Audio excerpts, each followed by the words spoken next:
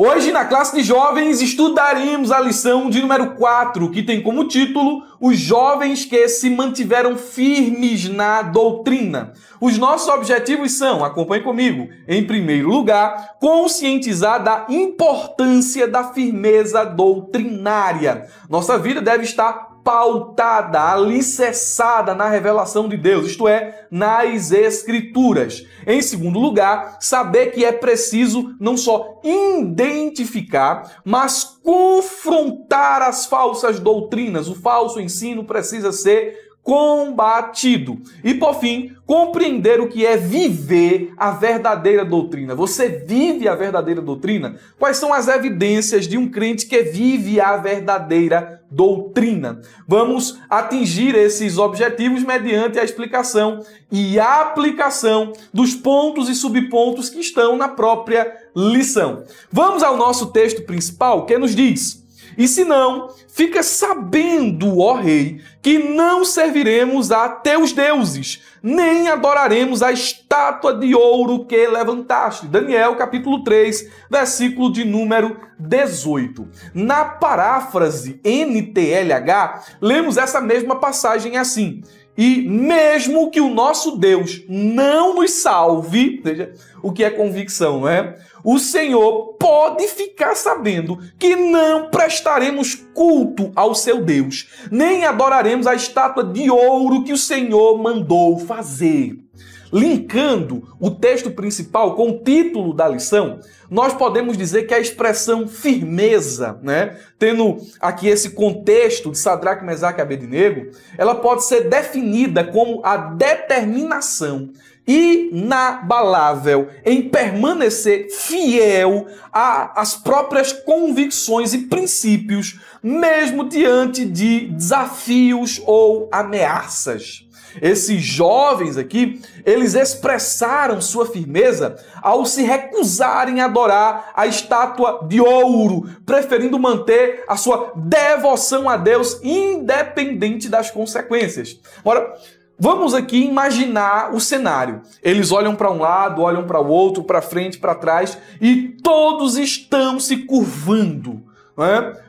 Não só o pessoal nativo de Babilônia, mas muitos judeus que acompanharam esses jovens no exílio estão se curvando diante da estátua de ouro. Mas eles permaneceram de pé, não. Nossa prioridade é obedecer, mas vocês estão em Babilônia, se curvem, aqui não é Jerusalém. Mas os nossos princípios, mesmo em Babilônia, não serão negociados. Eles permaneceram firmes.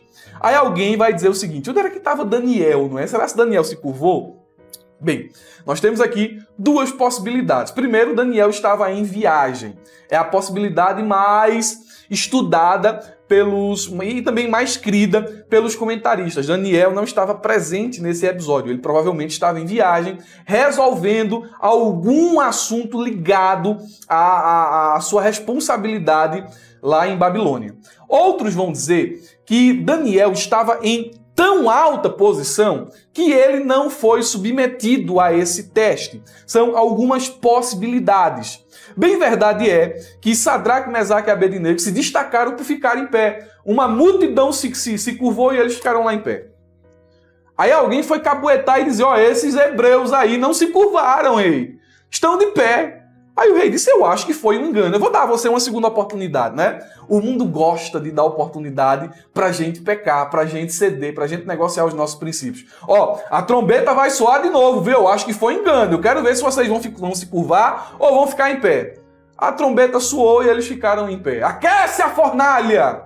Para que esses homens, esses jovens sejam lançados lá. Eu quero ver se o Deus dele vai livrar eles da fornalha. Aí vem o que é firmeza, não é? Não, a gente crê, né, que ele pode livrar, mas se ele não livrar, fique sabendo, a gente prefere morrer do que abrir mão dos nossos princípios, abrir mão da nossa fé. Não nos curvaremos. Isso é firmeza doutrinária. Isso é convicção. Não é? Isso é certeza daquilo que crê. Nós precisamos desse mesmo sentimento. O resumo da lição nos diz: A confiança em Deus e o compromisso com a sua palavra contribuem com a manutenção da fidelidade do crente. Preste atenção em duas expressões que aparecem aqui no resumo da lição: confiança e compromisso. Uma coisa leva a outra, não é? E as duas contribuem para a fidelidade do crente. A confiança em Deus implica em acreditar em sua orientação e provisão, independente das circunstâncias. Mesmo lá em Babilônia, eles não negaram o primeiro mandamento, não serviram a outro Deus. Confiaram na orientação e na palavra revelada. Aí vem a questão do compromisso. O compromisso, ou melhor, a confiança leva ao compromisso, o compromisso leva à confiança e os dois levam à manutenção da fidelidade. O compromisso com a palavra de Deus envolve viver de acordo com os seus ensinamentos e princípios. Quando um crente ele confia em Deus e se compromete com a sua palavra, isso fortalece a sua fidelidade. Confiança e compromisso, manutenção de fidelidade. A introdução da nossa lição eu dividi em 3 pontos, mas antes aqui eu sempre faço uma apresentação da ferramenta EBD. Eu deixo um abraço aqui, eu quero deixar um abraço para os irmãos que estão me assistindo por meio do YouTube. Deixem um like no vídeo, não passem por aqui se você não é inscrito, se inscreva no canal, ative o sininho para receber as notificações em troca, isso aqui é recíproco, em troca do like, em troca da sua ajuda, porque quando você se inscreve, quando você dá o like, quando você ativa o sininho, quando você comenta, quando você compartilha, o YouTube trabalha em nosso favor. Aí, a gente deixa aqui semanalmente para você a pré-aula, que dá muito trabalho para fazer, e também um subsídio. Geralmente são 10 páginas escritas de material, de conteúdo que te ajuda na escola bíblica dominical. E você nos ajuda fazendo isso. Deixa o like, compartilha, comenta, se inscreve no canal. Meus irmãos da ferramenta EBD, um abraço mais que especial para vocês. Vocês mantêm esse trabalho aqui no YouTube, certo? Esse trabalho acontece por causa de vocês. E os irmãos da ferramenta EBD recebem material exclusivo. Dinâmica, fluxograma, infográfico, material de marketing e divulgação, curso de capacitação, slide profissional e uma infinidade de recursos. Se você quer conhecer a ferramenta EBD, ainda não é aluno assinante, e quer ver todos os recursos que oferecemos, o link também está aqui na descrição do vídeo. A ferramenta EBD, ela é completa em todos os aspectos. E nessa faixa etária de jovens e também na faixa etária de adultos, ela é a mais completa do Brasil. Clicando, você vai ver que coisa extraordinária. E o valor é o valor da pizza, é o valor da Coca-Cola, é o valor de um livro só. O valor da ferramenta EBD para você usar durante um ano. Vamos lá. Vamos à nossa lição. Ela nos diz aqui na introdução, eu dividi a introdução em 3 partes. Nós temos aqui a primeira parte. Nesta lição, ou na lição deste domingo, vamos discorrer a respeito dos conflitos do cristão com os ataques à verdadeira doutrina. O que é que a gente vai falar aqui? Que existem ataques. A verdadeira doutrina sofre oposição. Isso é uma verdade. E a igreja militante, a igreja que vive o presente aqui e agora, né? Porque tem a igreja militante, a igreja de agora, e a igreja triunfante que já está com Cristo no céu. A igreja militante, que somos eu e você, sofremos esses ataques e precisamos estar preparados para combatê-los, não só ficar inerte recebendo o ataque, mas combater o falso ensino com a verdade. Em segundo lugar, a lição diz o seguinte: tomaremos o exemplo de vida dos jovens judeus Sadraque, Mesaque e Abednego, inseridos na cultura da Babilônia, que permanecerão firmes no propósito de honrar a Deus. Bom, o exemplo desses jovens aqui nos ensina que é possível manter-se fiel mesmo estando em Babilônia. Irmão Murilo, a gente não está no céu, você não sabe minha realidade aqui no trabalho, você não sabe minha realidade na escola, você não sabe minha realidade dentro de casa. Como é que eu posso ser fiel? A minha realidade não é a sua, certo? E nem a nossa realidade é a de Sadraque, Mesaque e Abednego, que foi muito pior do que a nossa. Mas eles se mantiveram fiéis e são um exemplo de que é possível manter a fidelidade a Deus mesmo em um contexto hostil. E por fim, a introdução ainda diz: a lição também trata sobre a firmeza doutrinária, os ataques das falsas doutrinas e como viver a verdade da palavra de Deus. Pois bem, nós vamos falar sobre falsa doutrina no ponto 2 e sobre a verdadeira doutrina no ponto de número 3. São assuntos que iremos considerar no decorrer da lição. Comecemos, portanto, com o nosso ponto de número 1, firmeza doutrinária. E o subponto começa de forma emocionante, não é? Jovens sob pressão. Nós vamos olhar aqui nesse primeiro subponto o exemplo de Daniel, o exemplo de Sadraque, Mesaque e Abednego. E esse texto aqui, esse ponto aqui, essa declaração, ela é extremamente relevante. Jovens sobre pressão. Imagine você fazendo força, você fazendo pressão, não é, em alguma coisa. Como é que esses jovens estavam sendo pressionados? Naquela época, na época de Daniel, Sadraque, Mesaque e Abednego, a Babilônia ela cresceu de forma exponencial. Ela cresceu, não é, muito mais rápido do que a sua capacidade de administração, do que a sua capacidade de formação. E o que foi que eles começaram a fazer? Muitos reinos conquistados, muita terra, muito cargo para ser preenchido, e faltava gente para assumir esses cargos, gente capacitada, gente de competência. Os babilônicos adotaram um método chamado aculturação.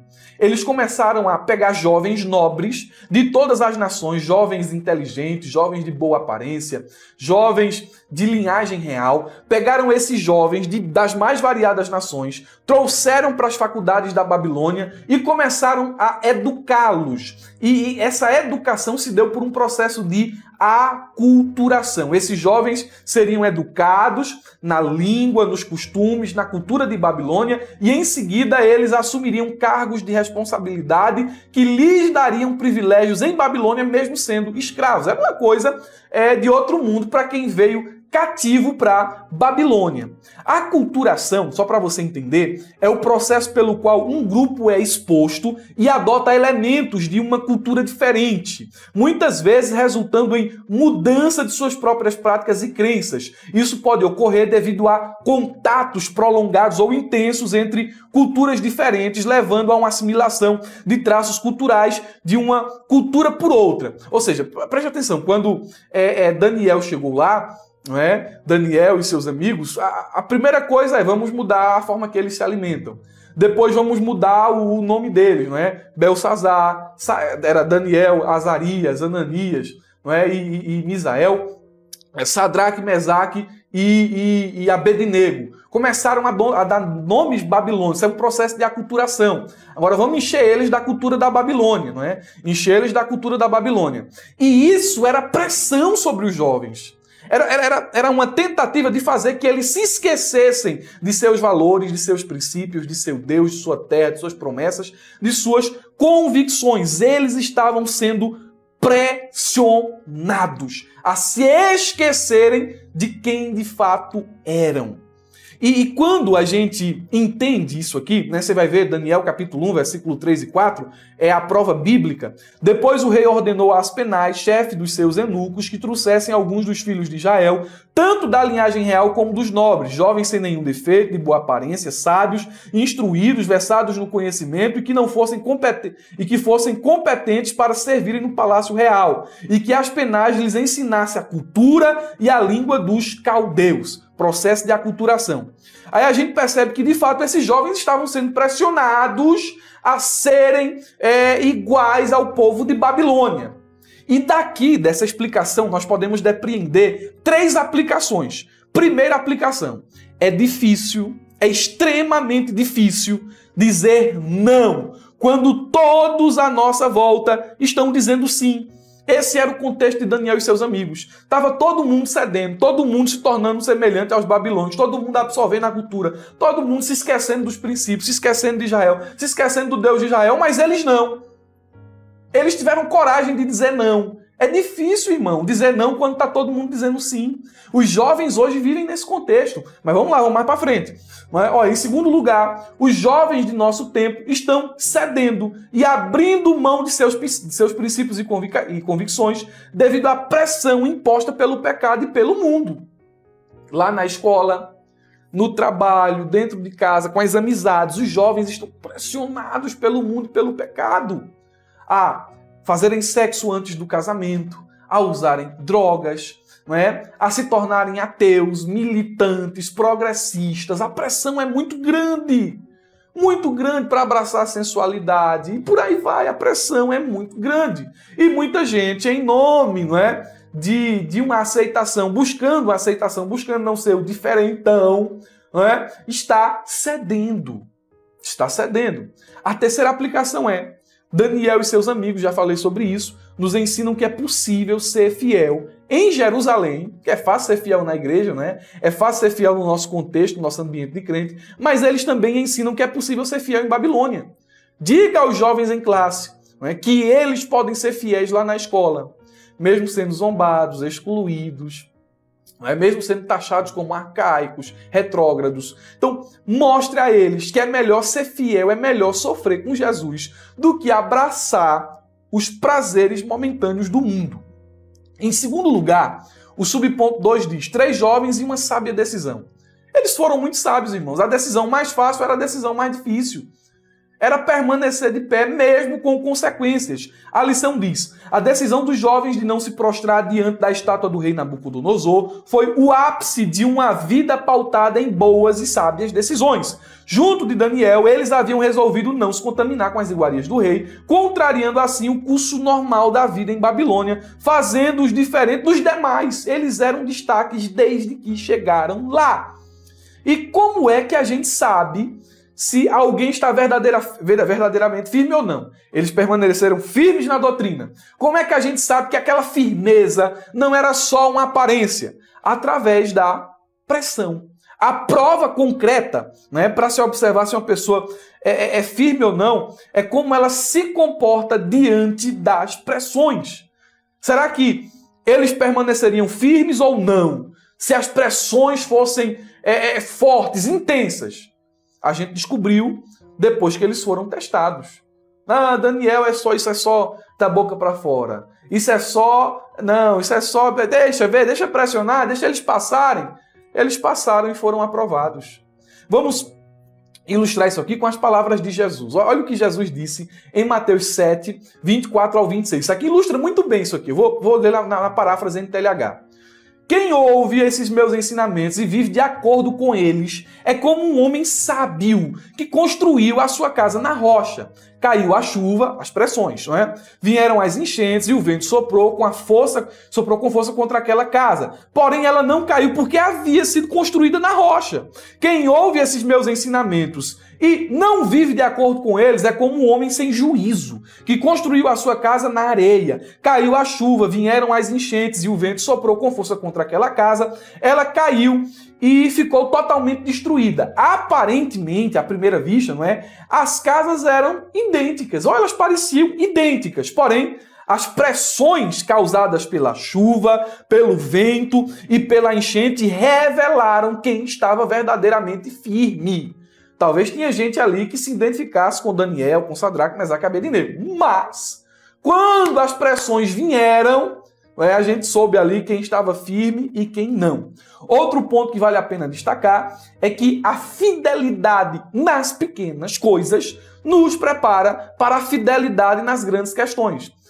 O fato de eles não se contaminarem com as iguarias, não havia problema, talvez algum, de comer ali ou não. Alguém vai dizer, porque a comida era consagrada, assim. Não, a gente não vai comer. Não é? A gente comparando o fato de não comer com o fato de permanecer de pé diante da fornalha de fogo ardente ou de não deixar de orar diante da cova dos leões, meus irmãos, são duas coisas diferentes, dois extremos. Mas a gente viu aqui que ser fiel nas pequenas coisas nos prepara para sermos fiéis nas grandes questões. Quando a gente começa a abrir mão de coisa pequena, daqui a pouco a gente está abrindo mão de coisa grande. Jesus nos disse em Lucas 16 e 10, quem é fiel no pouco também é fiel no muito, e quem é injusto no pouco também é injusto no muito. Subponto 3, firmeza doutrinária recompensada. Eu gostei do que a lição diz aqui nesse subponto. A história dos jovens hebreus não é um relato só de pressão e de teste à fé, mas também de confirmação da justiça de Deus em recompensar aos que o honram, especialmente em contextos que contrariam os seus princípios. Olha, irmãos, Deus gosta da nossa fidelidade. A nossa fidelidade atrai a presença de Deus. Como foi que esses jovens foram honrados? Primeiro, eles receberam mais habilidade, mais conhecimento, mais inteligência do que todos os seus contemporâneos ali em Babilônia. Daniel 1,17 diz, quanto a esses 4 jovens, Deus lhe deu conhecimento e a inteligência em todas as letras e sabedorias. E Daniel teve entendimento em toda visão e sonho. Deus concedeu. Eles disseram, não vamos comer das iguarias do rei. Não é? Depois teste a gente. Aí quando eles foram testados, Deus toma sabedoria. Vocês foram fiéis, recebam sabedoria. Mais do que todos os outros jovens, eles se tornaram destaques por uma ação de Deus. Em segundo lugar, eles receberam proteção divina, Deus recompensando fidelidade. Proteção divina em meio às tribulações, em meio às pressões, aos perigos.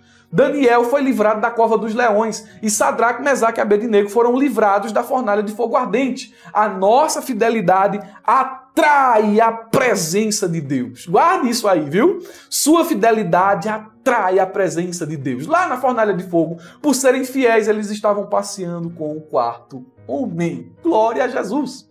Em terceiro lugar, eles receberam promoções e posições de grande autoridade no reino de Babilônia. Olha o que diz Daniel 2,48. Então o rei fez prosperar Daniel e ele foi colocado sobre toda a província de Babilônia e se tornou o chefe dos governadores de todos os sábios de Babilônia. Não só Daniel galgou posições elevadas em Babilônia, mas também os seus amigos. Deus recompensa a firmeza doutrinária. Deus vai lhe recompensar por você ser fiel, por você não ceder, por você não abrir mão dos seus princípios. Deus vai lhe recompensar, não é? Se você permanecer fiel, Deus vai preparar uma esposa boa para você, um esposo bom para você, não é? Deus vai lhe ajudar nessa questão, lhe orientando. Se você permanecer fiel, Deus vai lhe abençoar nos estudos, Deus vai lhe abençoar na sua vida profissional. Irmão Murilo, você está dizendo que eu vou passar no concurso mais difícil, você está dizendo que eu vou prosperar e se tornar milionário. Não, eu vou dizer que você vai desfrutar da bênção de Deus onde você estiver. Lembra de José? Por ser fiel, né? Desfrutou da bênção de Deus na casa de Potifar, desfrutou da bênção de Deus lá na prisão e desfrutou da bênção de Deus diante de Faraó. Então, não importa se ele é governador ou se ele é chefe, né, da prisão, ele está desfrutando da bênção de Deus. E isso vai acontecer com você se você for fiel. Em segundo lugar, nós chegamos aqui na parte mais doutrinária, na parte mais exortativa da lição. Tivemos aqui no primeiro ponto o exemplo de Daniel e seus amigos, e agora nós vamos falar sobre confrontando a falsa doutrina. A falsa doutrina precisa ser confrontada. Subponto de número 1, a falsa doutrina. O que é uma falsa doutrina e como ela se manifesta?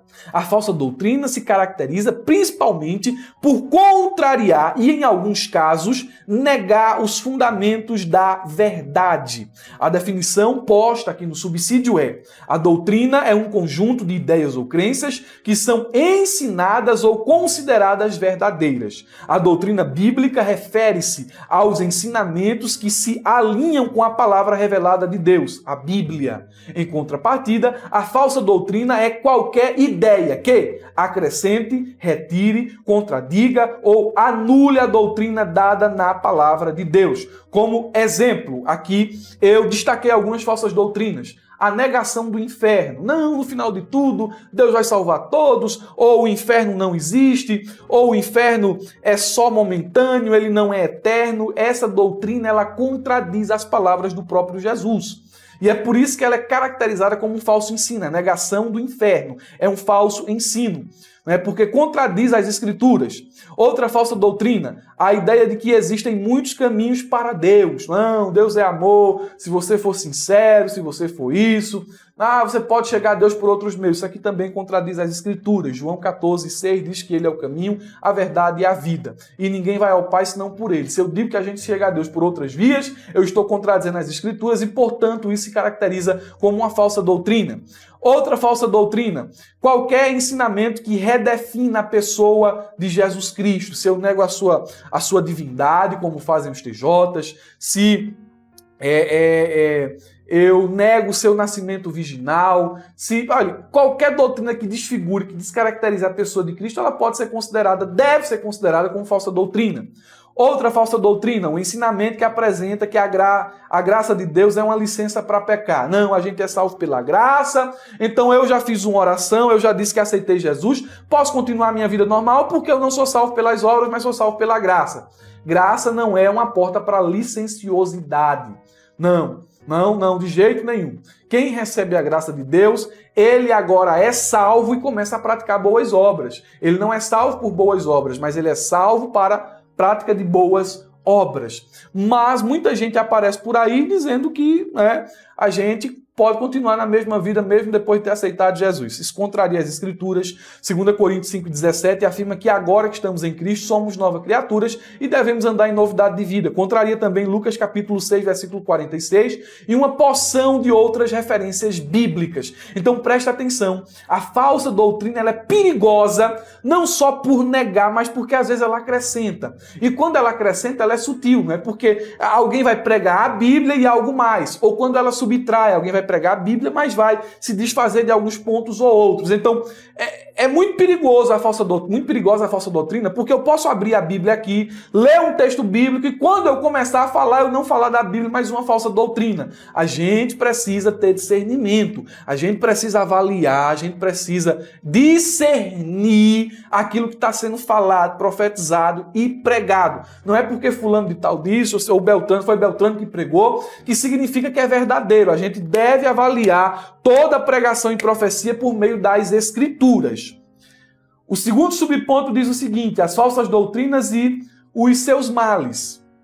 Olha, quais são os males da falsa doutrina?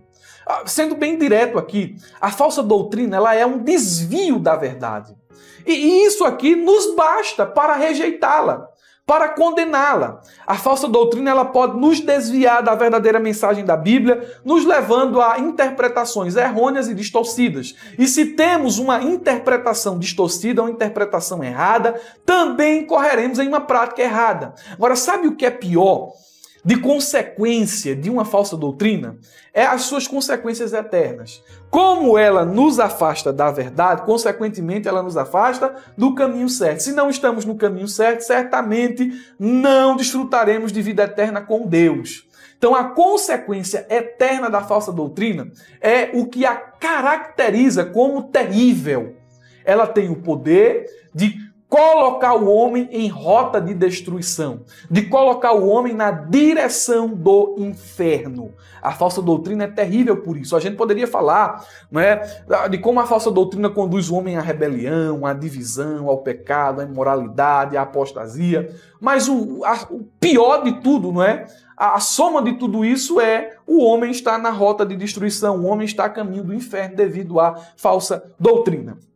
Em segundo lugar, o confronto à falsa doutrina. Olha o que a lição diz nesse ponto. Como confrontar a falsa doutrina? O aprofundamento dos conhecimentos bíblicos, a intensificação da vida de oração, a promoção de encontros saudáveis de ensino da palavra de Deus e a ampla distribuição de literaturas com a verdadeira doutrina são meios eficazes de confronto à falsa doutrina. Então, a promoção do que é verdadeiro é uma forma de combater aquilo que é falso. Você vai promover o ensino bíblico, promover a vida de oração, promover encontros saudáveis, não só a escola dominical, mas cultos de doutrina, estudo, simpósio e por aí vai. Encontros saudáveis de promoção daquilo que é verdadeiro.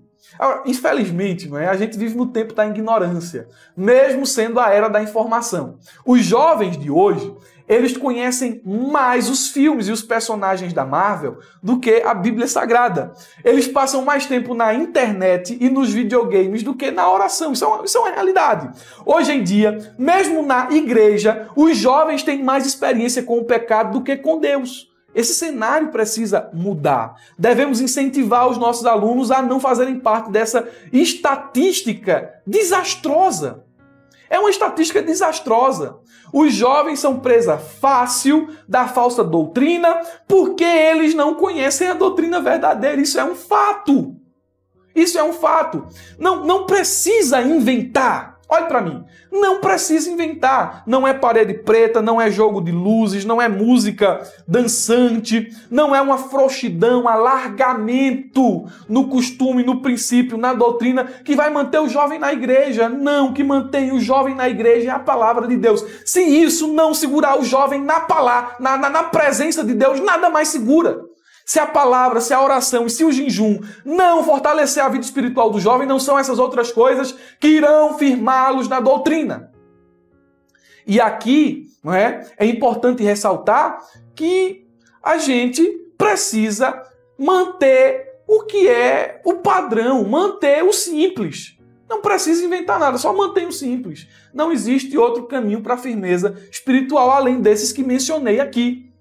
Guardem isso aí, meus irmãos, guardem isso aí. A gente precisa, por meio daquilo que é verdade, por meio da verdade, confrontar o falso. Não é ter medo, não. Porque a gente não pode falar em nome do amor, não pode dizer, não pode brigar, não pode, porque vão dizer que isso é doutrina de homem, porque vão dizer que isso é legalismo. Não tem que mostrar pecado é pecado, filho. Pecado é pecado. Vou abraçar, porque se não abraçar, não. Quando você está abraçando, quando você está sendo conivente com a prática do erro, quando você não diz a verdade à pessoa que está à sua frente, isso não é sinal de amor, não, isso é sinal de que você é frouxo. Você tem que falar a verdade, as pessoas precisam ouvir a verdade. Amar consiste em dizer a verdade, em dar ao outro aquilo que ele necessita e não aquilo que ele quer. Terceiro ponto, vivendo a verdadeira doutrina. Aí nós temos aí, não é, a verdadeira doutrina. Vamos analisar em contraste a verdadeira e a falsa.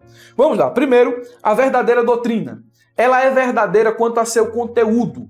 A sua origem vem de Deus. Ela é fundamentada na Bíblia. Isso aqui é autoridade. E concorda com toda a Escritura, consistência. A verdadeira doutrina não nega a verdade que está em Gênesis, não nega a verdade que está em Apocalipse, não nega a verdade que está em João, não nega a verdade que está em Malaquias. Ela tem consistência nas Escrituras. Porque tal doutrina é sã, qualidade. A doutrina que vem de Deus, que se fundamenta na Bíblia e que concorda com toda a Escritura, ela é sã, qualidade. É saudável, benefício. É proveitosa, valor. Proveitosa para todos nós. E somos responsáveis por nos apegarmos a ela, responsabilidade. Então eu falei de conteúdo, de origem, de autoridade, de consistência, de qualidade, benefício, valor e responsabilidade. Tudo isso aqui é uma definição, é uma análise da verdadeira doutrina. Aí vem a falsa doutrina. Quanto a seu conteúdo, ela não tem conteúdo, a falsa doutrina. Ela se origina no homem. Veja a origem da falsa doutrina. Ou o homem ou os demônios. Ela não está fundamentada na Bíblia. Portanto, ela não tem autoridade normativa. Ela contradiz parte das Escrituras. Ela não tem consistência.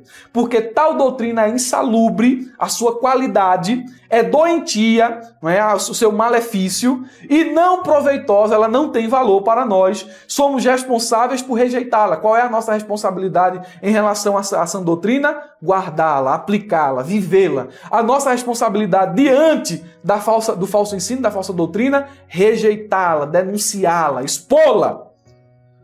Esse contraste deixa bem claro aqui sobre o que é de fato a verdadeira doutrina e a sua importância. Segundo, os benefícios da verdadeira doutrina. Destaco 3. Guarde aí esses 3 benefícios. Primeiro, ela aperfeiçoa. A Bíblia diz em 2 Timóteo 3:16, e o versículo 17, toda a Escritura é inspirada por Deus e útil para o ensino, para a repreensão, para a correção, para a educação na justiça, a fim de que o homem de Deus seja perfeito e perfeitamente habilitado para toda boa obra. A verdadeira doutrina, ela a aperfeiçoa. Se você estiver vivendo a verdadeira doutrina, você está em constante aperfeiçoamento. Segundo benefício, ela santifica. Olha o que a Bíblia diz, João 17:17, santifica-os na verdade, a tua palavra é a verdade. A verdadeira doutrina promove não imoralidade, promove não idolatria. A verdadeira doutrina promove santidade. Veja os frutos daquilo que está sendo pregado.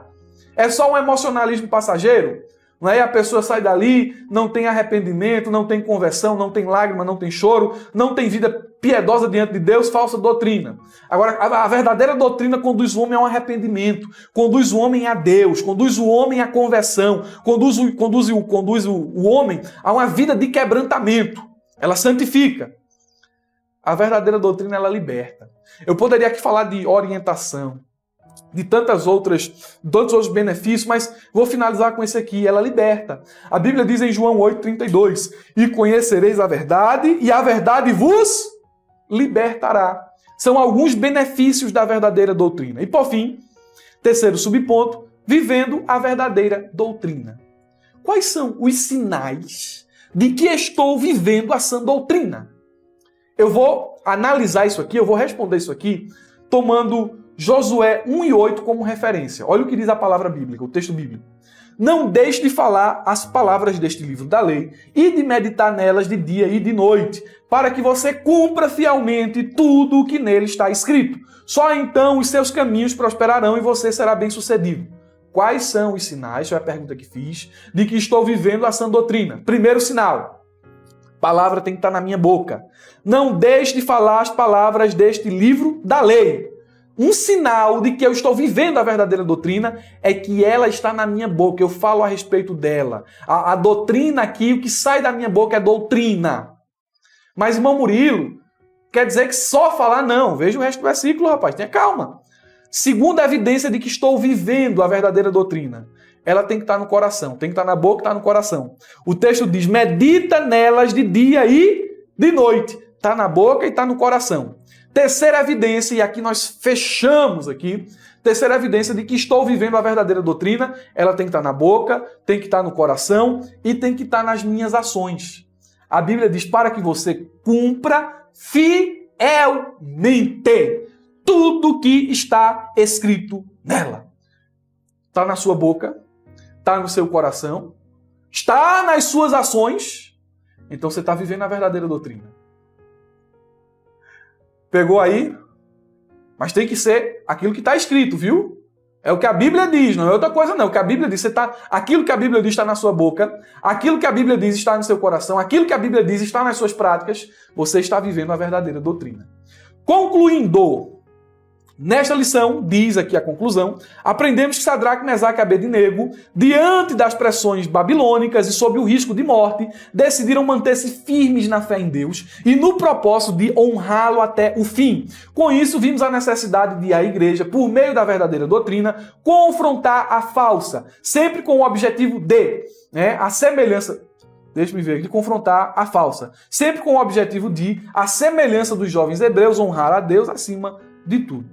Ficou meio esquisito aqui, mas nosso comentário é o seguinte. Daniel e seus amigos, em resumo, recapitulando, nos ensinaram que é possível ser sim fiel, mesmo em meio a inúmeras pressões. É melhor sofrer por ser fiel do que negociar os nossos princípios e desonrar a Deus. Quanto à doutrina falsa e à doutrina verdadeira, eu deixei aqui alguns pontos interessantes, alguns fatos sobre a doutrina bíblica. Primeiro, a Bíblia é dada para doutrinar, para ensinar. Foi o texto que lemos aqui de 2 Timóteo 3, 16 e 17. Nós temos que continuar na doutrina dos apóstolos, Atos 2 e 42. Firmeza, permanecer. Em terceiro, os pregadores devem se dedicar à doutrina, 1 Timóteo 4 e 13. Você vai ver isso aí. Nenhuma outra doutrina deve ser permitida, 1 Timóteo 1 e 3. A gente deve permanecer naquilo que é verdadeiro e não aceitar aquilo que é falso.